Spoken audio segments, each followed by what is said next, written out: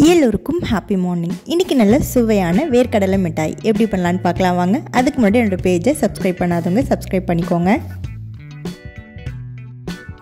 நான் இந்த டம்ளரில் 2 டம்ளர் அளவுக்கு வேர்க்கடலை எடுத்துக்கிறேன். நல்லா லோ ஃப்ளேமில் வச்சு நல்லா வறுத்து எடுத்துக்கோங்க வேர்க்கடலையை. இந்த அளவுக்கு வேர்க்கடலையை வறுத்து எடுத்துக்கோங்க. வேர்க்கடலை நல்லா ஆறுனதும் அதோடைய தோல் எல்லாமே நீக்கி எடுத்து வச்சுக்கோங்க.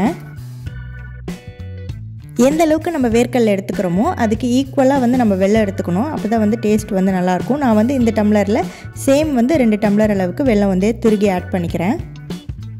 வெல்லத்தில் கொஞ்சமாக தண்ணி ஆட் பண்ணிக்கோங்க. எல்லாமே ரெடி ஆகிறதுக்கு முன்னாடியே பிளேட்லேயும் ஸ்பூனுக்கு பின்னாடியும் நல்லா நெய் அப்ளை பண்ணி வச்சுக்கோங்க. வெல்லம் எல்லாமே கட்டி இல்லாமல் கரைஞ்சதும் அது ஒரு வடிகட்டி யூஸ் பண்ணி வடிகட்டி வச்சுக்கோங்க. அகெயின் அதே பாத்திரத்தில் இதை நம்ம ஆட் பண்ணிக்கலாம். இப்போ கொஞ்சமாக நெய் ஆட் பண்ணி நல்லா லோ ஃப்ளேமில் வச்சு கிளறி விட்டுக்கிட்டே இருங்க. நல்லா லோ ஃப்ளேமில் வச்சுக்கோங்க. கைவிடாமல் கண்டினியூஸாக கிளறி விட்டுக்கிட்டே இருக்கணும். நீங்கள் கொஞ்சம் மிஸ் பண்ணாலும் அந்த ஸ்டேஜ் உங்களுக்கு போயிடும். ஸோ நீங்கள் கண்டினியூஸாக செக் பண்ணிக்கிட்டே இருக்கணும். பக்கத்துலேயே ஒரு குட்டி கிண்ணத்தில் தண்ணி வச்சுக்கோங்க. இதை மாதிரி செக் பண்ணிக்கிட்டே இருங்க. பாருங்கள், இந்த ஸ்டேஜ் உங்களுக்கு ஃபஸ்ட்டு வரும். கையில் எடுத்து உருட்டுற ஸ்டேஜ் வரும். அதுக்கப்புறமே உங்களுக்கு இந்த ஸ்டேஜ் வந்துடும்.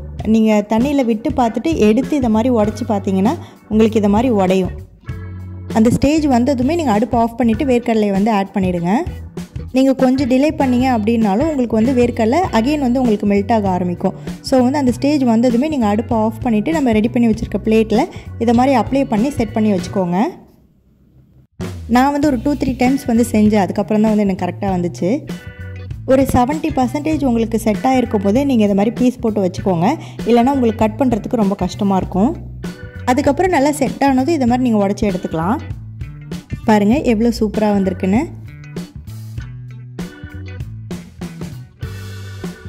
கண்டிப்பாக ட்ரை பண்ணி பார்த்துட்டு கமெண்ட்ஸில் சொல்லுங்கள். எல்லோருக்கும் ஹேவ் a nice day.